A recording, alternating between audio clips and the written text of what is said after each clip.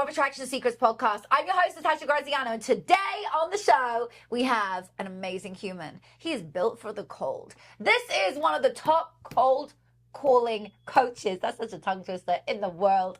He is someone who loves resilience. He loves anything that takes effort and strain from you. And today we're going to learn all around how to overcome those moments where you need the resilience, those moments of challenge and triumph, and how you can cold call at your best. For anyone who wants to learn about sales, this is the episode to listen to. Welcome to the show, Joe Wanner. Awesome. Good to be here. So good to have you here. Absolutely. Okay, I mean, there's so much to talk about with this. You are the expert at picking up the phone and cold calling. Let's go to the psyche first of it. Yeah. Like, that takes a lot to pick up the phone to a stranger. It takes a lot to go through some of the cold that you've been through and the cold challenges. Start there.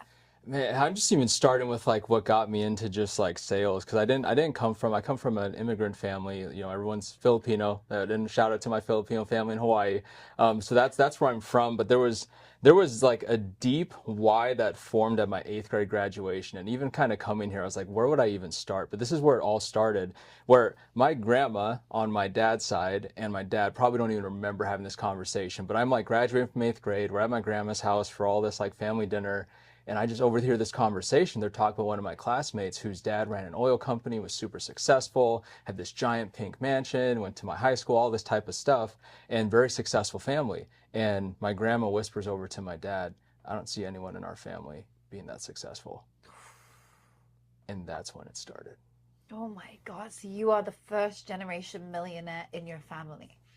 I'm not going to claim that as like but as far as I know, there's no one, everyone in my family was kind of a teacher, and they just all like, they worked really hard, but I just saw something that I was inspired by Michael Jordan. Wow. The GOAT. Really? How come? It was just the greatness of it. It was that nothing was too hard for him. All the pressure, everything he went through. I saw basketball I had a dream to be in the NBA. You did? Yeah, that worked so well. I was 5'6", Filipino. Yeah, I went very far in that. I made it to high school, but I was told so much in life that I couldn't do things. Right. We can't afford this. We can't. That was the subliminal programming. That's why, like your show, like hearing you on Ed Milet and just like the law of attraction, I'm like, you attract what you are. And very early on at 19, I became very aware of like my ability to create my reality. Everything I wrote down, even though it was like 4 or 5 years later, I would go back into my journal or whatever. I'm like, how did everything happen? And I have created what I've created with no connections, no network. So when I went to Marquette, where I went to school, I got accepted into this program. It takes like 1% of applicants, right, to work with guys like Jimmy Butler, Jay Crowder, people that know those athletes. And I remember getting into that program, and it was everything I had written out. And I became a no-name athlete to a top 400-meter, track athlete at a very top high school in Portland. And that was like this Tracktown USA. So all these different things that I've overcome led me to see like, okay, I can overcome whatever is too hard for everyone else. I put on my podcast, hey, too hard for the average Joe, just right for the listeners of my show. Wow, but your name is Joe, and you show how to go from average Joe to G.I. Joe. That's correct. Your quote that you use, which is super cool. Yep. Okay, so resilience. Yep. What goes into that mindset? I mean, for me, I know from past experience, I've been through hell and back. And I am the most resilient person I know, because I've had to get through so your story is remarkable. I've read your book. Yep. Crazy story. And it's like, I've been through 10 lifetimes. Most people haven't been through this in one lifetime. What I've been through, it's in 10 lifetimes what I've been through in one. And so essentially I teach people how to be their best self and be on the other side of it. And I don't come from a place of being silver spoon fed. I'm saying, I've been through fucking hell. Like, I've been through the worst of it, and here I am now. And things that I find are really good for resilience is committing to a goal and sticking it through, getting right through to the end of it, not starting something and losing or neglecting, committing to a goal and going for it. So what do you do with the resilient mindset? Resilience is two things. It's one, when life happens to you, and it's two, the positions you put yourself in that are just you're manipulating your mind to get past your own self-limiting belief. So it started for me when I was 19. I got into, Marquette, and it was wild because like my parents, I grew up, I was the oldest of 6. So it's not that my parents didn't love me, it's that they had so many other kids to pay attention to. And I've learned that early on. But seeing at 19, when I first went to Marquette, I took 2 suitcases with me, and that was all I had. Flew by myself, no welcoming or whatever. Like, it was just me and myself going to a town I didn't know anyone for school. And it forced me to like learn how to network. It forced me to make my own connections. I had no, dad's connections, mom's connections. Not saying that's a bad thing. It just forced me to have to learn how to network with people. So at 19 was when life like hit me. Like, so many things happened all at once. Like, 2 aunts attempted suicide. One was successful. My grandpa was diagnosed with stage 4 cancer. Girlfriend broke up with me. And at the same time, what was the other thing that happened? Oh yeah, one of my mentors, like one of my coaches, we talk about, he played football, University of Wisconsin-Madison, very successful in what he did, but he passed away at 24 in a motorcycle accident. That all in 1 year? In 1 month.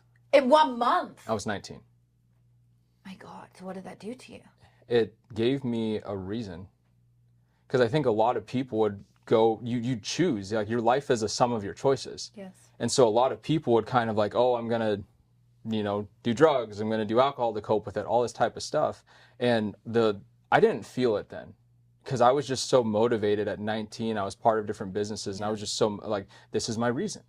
This is my reason why I'm going to go out there and do whatever I need to. And like, I was building a business at the time on top of full-time school, on top of like being an RA for like, that's in college, a resident assistant, what we call it in the US. It was like 800 freshmen. Everyone's just drunk every weekend, right?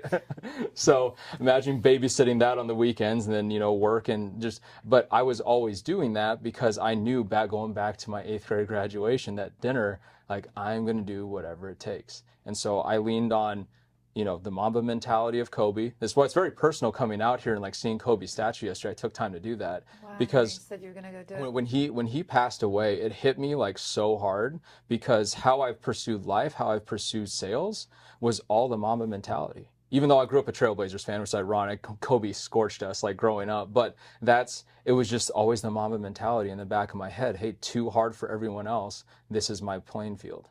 So that's my view of resilience. God, I love that. I really like that quote.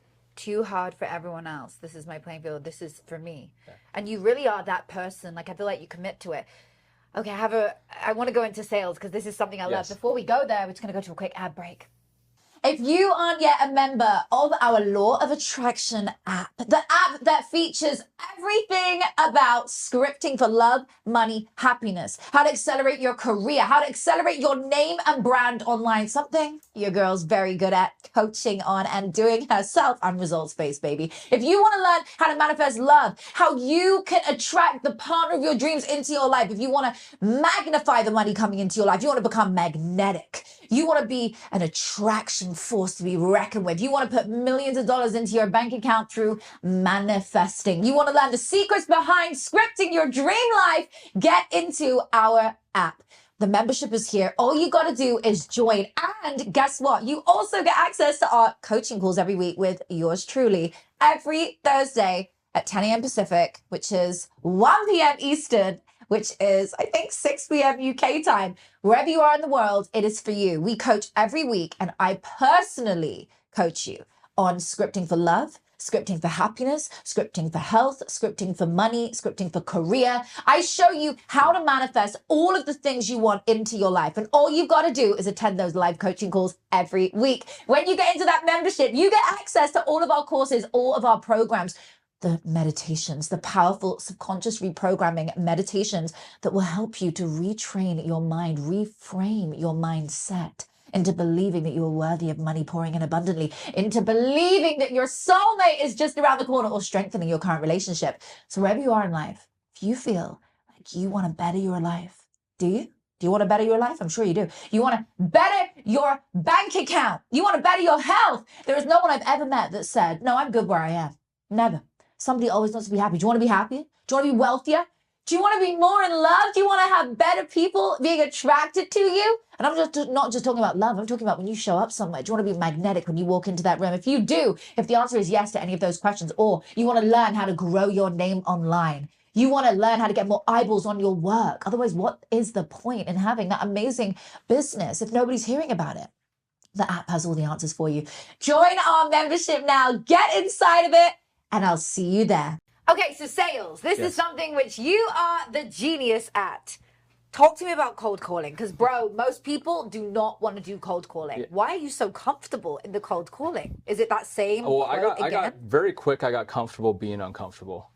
Well, comfort is the enemy of growth. Correct. I have quotes like this in my book, so that's probably why you resonate. But I got thrown into it because when I graduated college, I had this whole plan. I had this internship in this company, and I kind of got forced into cold calling. Not forced, but like they literally sat me down after 2 weeks of training, didn't pay me for it, and then all of a sudden they don't have this job anymore for me, and I'm like ready to go outside of college, and I'm like all of a sudden I'm sitting here without a job. I have no connections because I'm in Milwaukee, and all my family and everyone is in Portland, Oregon, and Hawaii. So I don't have all these people to lean on. So I just had to like network. And through networking, I land in staffing and recruiting, which is kind of like, hey, make 80 to 100 cold calls a day, go knock on all these doors. And here I am like bald. I was bald then. So like bald-headed Joe, because it was like, easy to do your hair, whatever. But like bald-headed Joe, not knowing how to do a tie, all this stuff. And I'm literally shaking hands with like CFOs, CEOs, and I'm like 20 years old.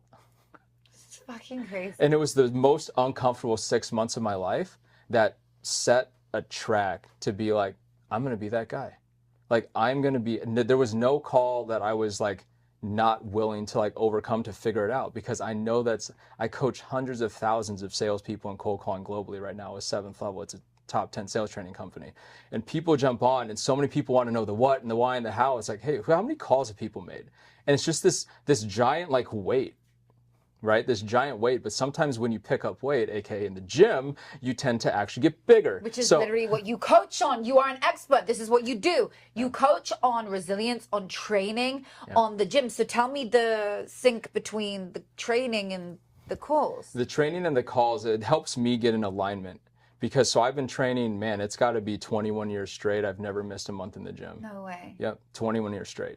Never missed. And what that's led me to have has this consistency, and like I'm not looking at the result because I know what's going to happen. See, even like professional athletes track their stats, yet I'd say 90% of salespeople don't even like track their numbers on a weekly, monthly basis. So I can progressively see where I'm getting better. Put me in any market, I could know no one. Put me in any market, anywhere, I'll learn how to cold call in that market, talk to the people there, right? Learn how to network, get referral sources, and within 6 months, I'll have a full pipeline.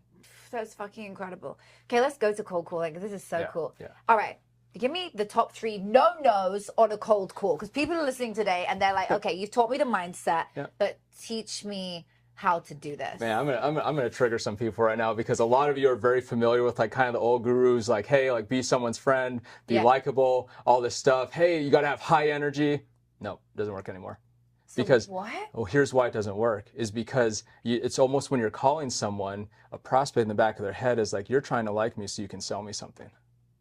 So give me the top. So you have to when Michael Jordan or Kobe would walk in a room, they're not like overhyped, they're just walking in. But why does everyone want a picture with them? Because there's that calm, detached confidence. Yeah. So when I'm entering a call, it's just like, it's just Joe Wanner. Curious, you could help me out for a second. And then they're just like already drawn in right there. That's how I started. Or it's like, hey, did you get my email? But I don't care if they say yes or no. I'm just going right into it. Because I'm not, it's just who I am on the call. And I've learned that over time. Any environment you walk into, it's like the person in control of the call or the room is the calm, confident one. Okay, give me the top 3 no-nos and then gonna give me the top 3 yes. Okay. No-nos, like saying, hey, this is so-and-so, the reason for my call is, okay? That's number 1. Really? Yeah. So you can't do the... Because it identifies you as a salesperson. Whoa. Oh, yeah, because it's like, hey, this is Hannah, and I'm calling you about the solar panels. Yeah, and that's what 90% of us... So then instantly I'm like, no, I don't give a fuck. Like, Correct. I'm in the middle of my work day. Yeah, they're triggered. So... Number 2 is like we're trying to justify our existence on the phone to prospects. We're trying to hold them there and tell them why what we have is so great. Right. When in the first 2 to 3 seconds, even 8 seconds, this is what something to do at the same time, is you have to tune in what I call it's WIIFM radio. It's WIIFM, what's in it for me, the prospect has in the back of their head. So good. Of why would I spend more time on the phone with you if you don't even resonate with me in the first 8 seconds? I think I teach Kobe 8-24. You have 8 seconds for them to pick up your verbal and nonverbal cues, how confident in your conviction in the first 8 seconds. Then you have 24 seconds to communicate what you do, how it helps them. If it doesn't, you lost their attention. All cold calling is now is a game of attention. Okay, so next no after, hey, this is Hannah and I'm calling from pest control, whatever it is, fuck no. Next no is asking questions that only serve you. Meaning you're asking them questions about their business they already know the answer to. They just know that you're actually trying to get answers to something in the future you're going to use against them. Yo, this is so good. Yeah. So people will, okay, got it. So no questions like, so have you bought solar before? Correct. Because here's why. Because number 2 is that's a yes or no question. It's if you ask 2 or 3 yes, they can say yes or no. It kind of feels like a Q&A instead of an open-ended question. So I've heard the other way that you're meant to get yeses and I agrees. Yes. In advance of. So that, yes, correct. Because that's why I'm saying I'm going to trigger some people, because some people are like, oh, that can kind of still work. It's like, yes, but actually there's a game of status now we play where it's like if you're doing things that they feel is putting you in the same bucket as other salespeople, it's like, get all these yeses, right? All the yeses do is like people are saying yes, but they're actually in the back of their head being like, they're going to use this later to sell me something. And so there's resistance on the back end of the call and the back end of the sales process that people don't realize started in the first 8 seconds. Wow. Okay, give me the third no. Yeah. The third no I think is just talking too much. Like if you're the salesperson, you're talking 70-80% of the call and you listen to your call and you just see that. Like I am trying to get in the first 24 seconds someone to communicate to me right away. I'm kind of sharing how I might help them. So if I'm selling commercial truck insurance, it's like, hey, when's the last time you looked to make sure you're not paying for trucks that sit? And all of a sudden they start talking. And that's in the first 20 seconds. So once they start talking, but I asked a question to tie them to a moment in time, because now the problem I mentioned I can solve has leverage. It's actually a moment in time. They're sitting in that seat, feeling that pain. If I don't have that, I'm just speaking theory and pontificating with them, and they don't have time for that. Okay, the hardest thing to coach is to sell is mindset coaching. Yes. Right. Anything that's non-tangible as such. Like you're not selling solar, you're not selling tables, you're not selling a physical, tangible thing. Yeah. So could you cold call and sell a mastermind or a coaching thing? I'm confident I can learn that. Because I haven't sold that in that sense, but even like cold call coaching, yes, 100%. Because when you help people see the unforeseen, not where the puck is currently at, but where the puck is going to go, and help them prepare their business or their skill set for the next 2 years, not just where they're currently at, you can sell anything. Wow. Because you're helping people see a future state that they even know was possible to problems they didn't realize they had yet. Yo, this is so powerful. I see why you are the guy that goes into the biggest sales companies and coaches them on cold calling. I get it. You're super powerful. Okay, so the 3 biggest yes, therefore, on a call is interact with them in that first 7 seconds and get them to engage with you. Get them to lower their guard. Like I learned this from Jeremy Miner, awesome guy. Like I'm so blessed to have his mentorship. But he always talks about AB. We hear the ABCs of selling, always be closing. Yeah. We are in the era of the ABDs, always be disarming. Whoa. We're an always be disarming. You have to be detached. People can sense when you're trying to like ask questions to sell them something versus just be genuinely. The default tone you want on cold calling is just childlike curiosity. You have kids. Yeah. When they ask questions, do they think about what they're going to ask? No. No. When do they care what the answer is going to be? No. No. So you just ask questions in a way it's like, wait, what caused you to go this way? Why did you make that decision? Yeah. Oh, okay. Well, how do you see yourself going forward? These are types of questions in the beginning that just puts prospects in a moment in time, and I start to layer emotion into why because what happens?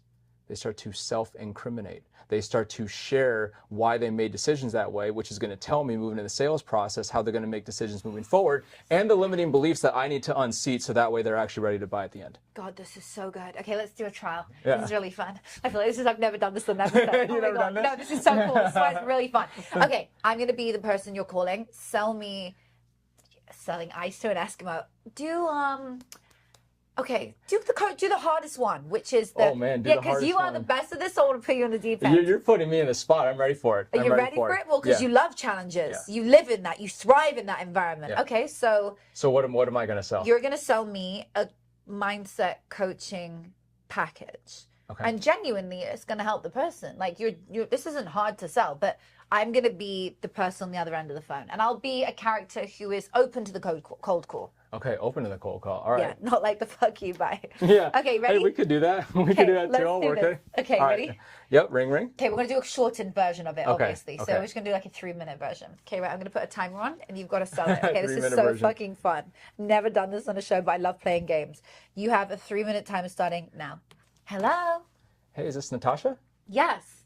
Hey, it's just Joe Wanner. I'm curious if you could help me out for a second. Sure. Yeah, I don't know if it makes sense to talk. I got your name from Dean Graziano or something, mentioned you might be open to looking at some ways to kind of overcome some possible limiting beliefs in your business that might just be holding you back from where you could be going. I mean, yeah, I definitely have limiting beliefs, but I feel like this is so random. Wait. Oh yeah, sorry, yeah, and I apologize. I didn't mean to confuse you. And like I said, I didn't even know if we could really help just yet. But like, when's the last time you felt in your business that you're just like you just knew you were going to the next level, but there was something there you couldn't quite explain that was limiting you? Oh, yeah, it was a couple of months ago. We were about to scale up, and I really felt like I had this block. Yeah. Why? Well, are you a coach in this? I mean, possibly. Like I said, I'm not even sure if it makes sense to talk, but like how long ago was that? Oh, that was like 2 months ago. Okay. And when you felt that, I guess, what were you really working on in your business to really get to the next level? Like what activities? Well, I wanted to scale, and I felt like I had Scale like how? With my business, I wanted to make 7 figures as opposed to 6. Oh, wow. Okay. Yeah. Oh, wow. So what's the impact that had not getting to that 7 last year? Well, it was really impactful because we just didn't get over that mark and that goal. Yeah. And how did the team respond to kind of the whole situation? Everyone felt disheartened, like they wanted to, but they, kind of no one knew why, and everyone was pointing fingers. Oh, fascinating. Okay. Well, hey, real quick, by the way, I'm sorry, just calling in between appointments. What we could do, if you're not opposed to it, we can continue this conversation and see if there aren't like 1 to 2 ideas that we've Dean and the others have used to kind of just help you get over that hump this year. Would you be opposed to that? Yeah. Does it cost me anything? I mean, possibly. I mean, maybe 200,000. You got that ready? No, I'm kidding. We don't even know yet if it makes sense, but that's kind of what we can chat on. Oh, cool. Okay, so wait, in the next school, you'll give me tips? Yeah. So tips as far as like, where you're trying to go with not just where the income is at, but also what's the track record on the way there based on where you felt you've been through any beliefs you may need to alter to actually get you past that breaking point. Yeah, I like it. Okay, how do we book a call? Yeah. So let's Can I see some of your work? Yeah, I'm more than happy to send it on over. I can send that with the invite. So if you're not opposed to it, like I said, I can get you over. My email is, joewanner123@gmail, and then that's where I would set the meeting from there. Boom. Now we've got a meet. Okay, that was fucking awesome. We did that in 2.5 minutes. We didn't even hit the timer. Okay, next question. So now they take the email. You're a genius. Yeah, the way your vibe, like I literally firsthand can say that was fire. Like I wouldn't have hung up the phone, and I am the worst for it. Like I'd be like, no. You're amazing. I see why you have so many clients. Guys, by the way, before I even go any further asking me questions, there is a link below to Joe Wanner's page. And do you have a link where they can... Yeah, they can book time with me. And Amazing. Yeah. We can put that link below as well. So if someone's like, I need you to come and teach my business, like you can see why he's the best at this. Oh my God. Well, and the other thing crazy too is like you probably felt there were certain pauses. Yes. Like some of them, because here's the thing, when you pause, especially if you're that far in the conversation, it actually makes you sound a little more human. Wow. Like people are so focused on being polished versus just communicating in a way you would like a friend. Yeah. Yeah, you paused, and some parts you went faster on.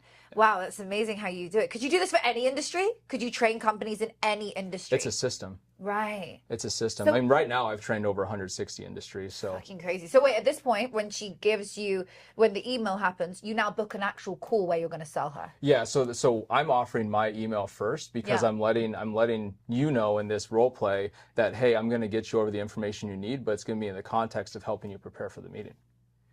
Right. So what are you going to send her? Yeah. So I'd probably send like maybe either a case study I did or just like some certain things of ways to think, like all that stuff kind of built out in marketing beforehand.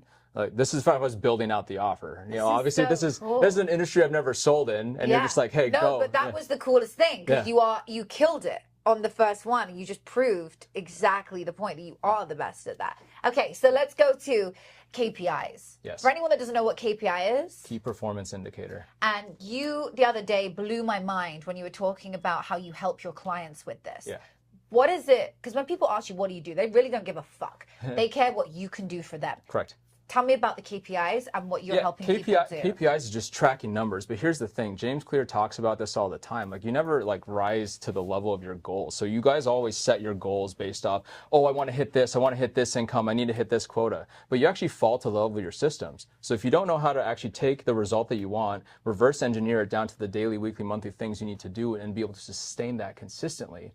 If you don't have the systems for that, you might as well just throw your goals out the window. Wow. Okay. Because you're not breaking it down into the daily things you have to sustain and the systems you have to build to support the actual activity that gets you to the result in the first place. God, this is good. So if someone has a goal of reaching $10,000 extra a month or $100,000 or $1 million, it's the same thing? Yeah, it's the same exact thing. So there's a couple rules that I call, it's like the 3X rule. So you take your goal, right, and you stretch it, and you have to build, you talk about manifesting all the time. You have to see the end goal as if you're working to 3X your goal. Why is that? Because sometimes markets may go under, sometimes markets shift.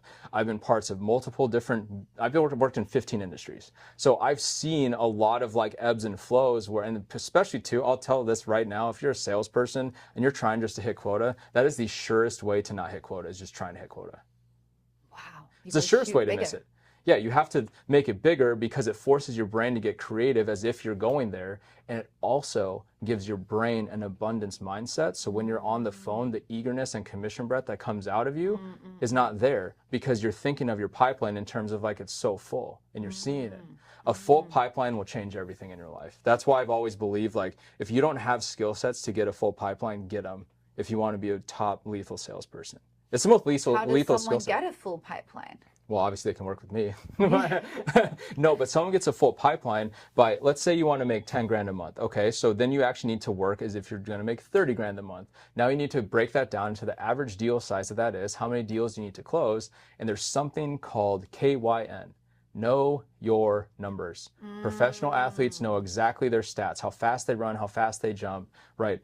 Do you know your sales numbers? How many calls you're converting to meetings? How many meetings are going to proposal? How many proposals turn into deal? And if you don't have that, you're not tracking that, you're just hoping and praying you don't miss quota. I'm literally sending this episode to my entire team. I have a full sales team and I am sending this to them. Yeah. This is anybody else that's got a sales team in your company or is a salesperson, send this to them. This is gold dust. I'm literally doing this the minute this episode is out. Yep. This is so good. Because then you all of a sudden now have a system, right? And you have a system for tracking. Now you understand how to get better, because until you get the result, you need to see some type of result, but your conversion rates start to get better. Then you can actually work less and make more, because sales is a skills game, not a numbers game. Sorry to all those who believe the gurus that it's a numbers game. It's not, it's a skills game now. Because that's how people, like I was around Jeremy. Jeremy's making a couple million a year at like, 25 or whatever it was. And that's when he started just in sales. It's crazy. And this is stuff that I've learned from him. I've learned from others too. But like you scale it from there. It's a sliding scale. So if you just start there, you start with the small incremental things, just like Legos. Yeah. Then you eventually stack a couple more Legos together. But now you have bits and pieces. You can systematically get better and better and better, 1 to 2 things at a time. Don't focus on any more than that. Just focus on, hey, maybe I need to get my calls to meetings up. Maybe I need to get like meetings to proposals. What am I saying? What's one question I could ask that could put them in a position where they're wanting to buy from me and persuade themselves they want to work with me versus me telling them this is the next step. So all these little nuances, but it's systematized in a way that can help them understand. As if I'm a brand new sales rep, you can self-coach. A lot of people like professionally procrastinate and like do too much learning. They consult 15 different experts versus just, hey, maybe you just should review your call and see what the energy was. And kind of from there, how could I get better on the next one? Because the best salespeople, their speed to implementation is like overnight. They don't even wait to implement. They don't take in too much, but they don't wait to implement the 1 or 2 things they learned. Wow, that's incredible. How do people get better on getting leads? Because I know someone out there is thinking, oh, but it's okay for you, Natasha. You have 40 million followers on Instagram, 5 million on TikTok, and many more on other platforms. you're going to have organic leads. How does someone who is wanting to sell today and they have a successful business, but they want to now double down on it and get salespeople, where are they getting their leads from? Is that something that you're into? That's a great question, because you can do marketing, or you can do, Alex Hormozy talks about this, right? You can have paid ads, you can have like marketing, you can reach out to your warm list, there's ways to do that. But if you have no network and you're just starting with absolutely nothing, there's something called Google, and it typically has a phone number of a business, and then you have like your cell phone, right? I'm being funny, but like people don't even think to just like start there. I don't even care if it's a list of like 20, if you're selling, payroll to like a restaurant and there's 50 restaurants in the area, call all 50 of them, see if you can just get a meeting with them. Right? Wow. And you learn, even if you don't book one single meeting, you know what you'll learn? You'll learn how to communicate in a very short period of time. Because what cold calling does, it teaches communication on such a rapid bullet train like frequency that you can convey everything you do to someone and what it means for them in 20 seconds. That skill set, like, it doesn't matter if you're pitching to a crowd, it doesn't matter if you're in cold calling, it doesn't matter if you're door knocking. So that's from the cold perspective, how to reach a cold audience. And get leads that way. Because one thing, I'll share this story. From 2020 to 2023, I had built a $7 million book of commercial insurance business, and then sold that, and then helped scale a book by $10 million in a year. So that was that. I actually left that, right, and came back. When I came back to it, started from zero. In 1 year, on top of managing 40 sales reps, built a book to just about $5 million. Shit, that's incredible. From just cold calling, and I started with nothing, zero, just a phone, just numbers and my phone. And you found them on Google? There's a public, so in public transportation, there's a whole database through the FMCSA, and I just went through that database and called. God, that's incredible. So it's actually legal to cold call people? Yeah. You're allowed to do it? Yeah. Now there's compliance rules around it, like don't call someone like 4 times in a day. Yeah. Right. But there's also just, hey, if you have that, then you can find their email. There's a lot of different things you can use. There's things that transcribe emails and you can test it in a thing. Like there's account research that has to be done. But I've done all of it, even to the point where I had nothing. And it was just like this list, you get brokered lists and half of them aren't even right, but you just roll through it. Like people see, like they want a result so quick to just get a meeting from a cold call. That's not the goal. That's actually the third mistake. I don't know if we went back there. Yeah. The third mistake people make is they think the goal is to get a meeting. What if the goal was to actually just see if you wanted to work with that person? You wanted to work with that person, not they want to work with you. Change the mentality. Right. Do I want to work with you? Oof, I love that. Yeah. Beautiful. So you really switch it up. Yeah. Change the mentality. Yeah, because I'm the one who talks to 100 of them a day.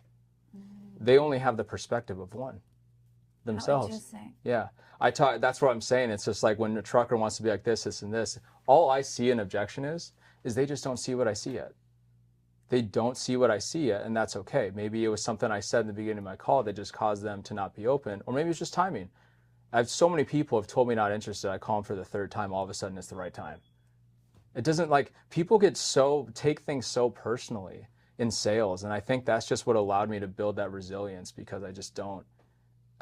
I had one guy from New York, for the sake of this podcast, not going to give every swear word he told me, but he just told me this, and this, and my mom should have never birthed me, and like that I should just quit. It was wild. He just had a bad day, but a New Yorker, I don't even know who the guy is, but he just went off on me for about 10 minutes, and I was like, guys, you got to listen to this call. But I wasn't like, I was kind of shook up for a second, and then I went and just shared it with all my peers, like, check out what this guy just said to me, and then I just went on making calls that day. Wow. And committed. See, I tell my sales team, I'm like, write your number down that you want to achieve on a Post-it note, stick it on your wall, and that is the number you're shooting for. Not the quota, I tell them, not the normal. It's how much do you need to sell so you can make that number? Yep. Literally, now work it out. Now we need to, and that's why you have an expert like you come in and say, right, here's the KPI. Okay, let's go through how many calls you need to make, how many people you need to contact, how many meetings you need to set.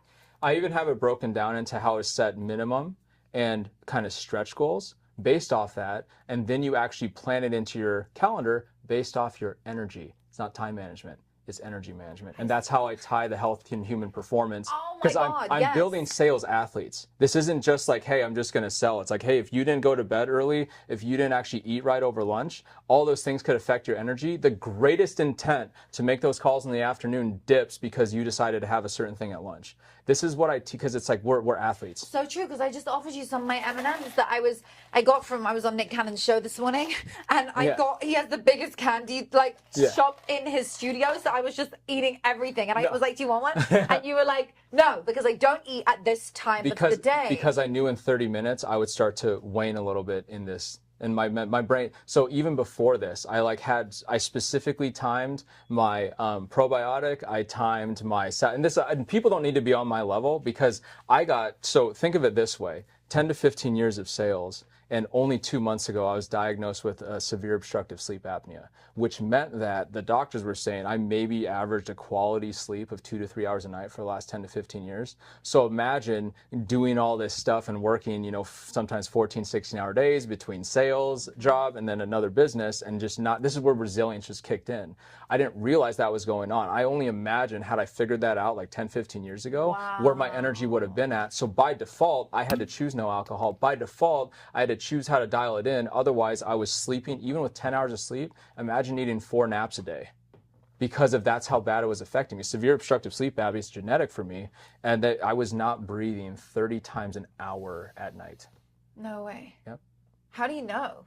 Because that was the test. I had 30 interruptions of not breathing per hour at night when I did my sleep test. Is it when you wake up and you're like gasping for air? Oh, I was gasping for air all the time. There was points where my wife at the time, she literally would feel if I was alive. Whoa. Because she was like, make sure I'm breathing, and she would if she couldn't feel any air coming out of my nose, she would just touch my chest or whatever to make sure I was breathing. Whoa, that's scary. But Yeah, this it's is what scary. built your resilience mindset. Correct. Because you got so empowered. You became this amazing guru when it came to resilience and overcoming things and getting through. And as you say, what's not for them is for me. Correct. What they can't handle, you can. I love this. I've learned so much today about sales. Is there anything else you want to share with the audience? Don't let people have free real estate in your head. Whoa, we literally heard that before. That's a quote literally that I hear multiple times on this show. Yeah, we think sometimes we want to have real estate in other people's heads, but you can't let people have free real estate in your head. No. Because you just have to be able to just identify it, and you talk about this all the time. Identify it and be like, hey, that served a purpose. I can't wait to prove that person wrong. Wow, I love it. Well, Joe, thank you so much for being here. Absolutely. This has been a so pleasure. beautiful having you here. Having you as a guru when it comes to sales. We've never had someone talk about this. We've never done that game that we got to do. So I know it's going to help someone. If you enjoy this as much as I did, send this to the friend that you know is going to enjoy it, or send it to your sales team. Just go to your people in sales, in your people that you know around sales, and implement this stuff. Teach it and learn it. This is so valuable. What I learned today is phenomenal. Thank you so much for coming. Absolutely. Your link is below if anyone wants to follow Joe Wanner, and the link for booking a call with him. Thank you so much for coming. Awesome. Sweet.